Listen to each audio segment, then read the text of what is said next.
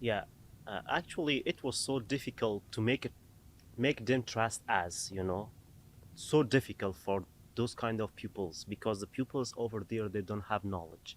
They were not literate pupil. The schools was closed over there, and their entire life, n- not only for women's, for the male generation as well. So all of them just grew up with the shovel, with the farming, nothing else like that. I mean the villagers and on that area. But it was just ANA, I mean Afghan National Army, and beside of them, it was the Marines. We just make trust for them. We just had like make sure, I mean like big meetings every week over there. Like We all the just key call, leaders would come from the village to yeah, sit and talk with us, and we'd develop rapport with them like that. yeah, we just like motivate them for democracy. We just motivate them for having peaceful life in there. We want to make them happy every day than previous at the past. So it was their life, and it was that they trust us, not 100%, but a little more than before.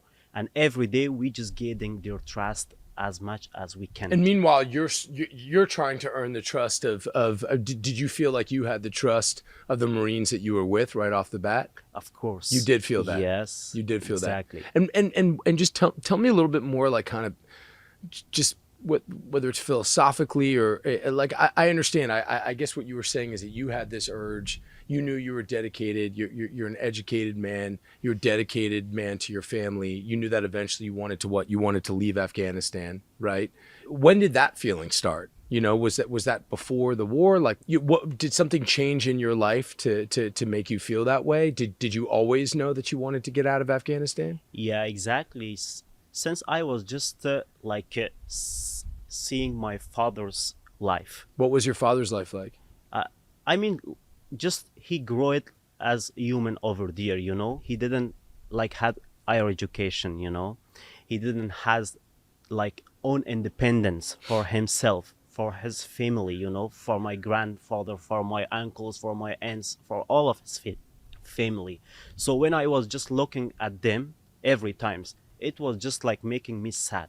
So I just decided on that time with myself to find a way to go out from here and make a good life, change Did your this father life. want that for you? Did your father want you to have a Yeah, different life than he exactly. had? But my grandfather, I mean, they didn't want this for my father. So that's why, because my father was like educated person. He was working with defense ministry and from since he just born, and joined it with the army, with the military.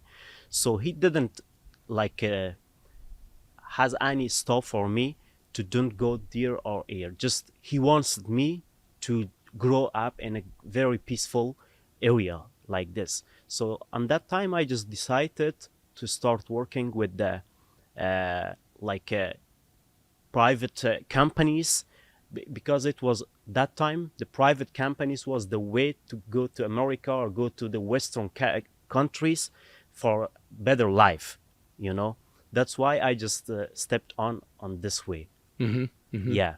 Can you sort of remember your just sort of like your own personal history with with the Taliban and how you sort of felt that what sort of the relationship with kind of like the common person in your country with the Taliban, and what are the pressures to join, and how do most folks feel about them there, and as they came into power, did something change drastically in the country, and if so, do you remember, is there any memories of that?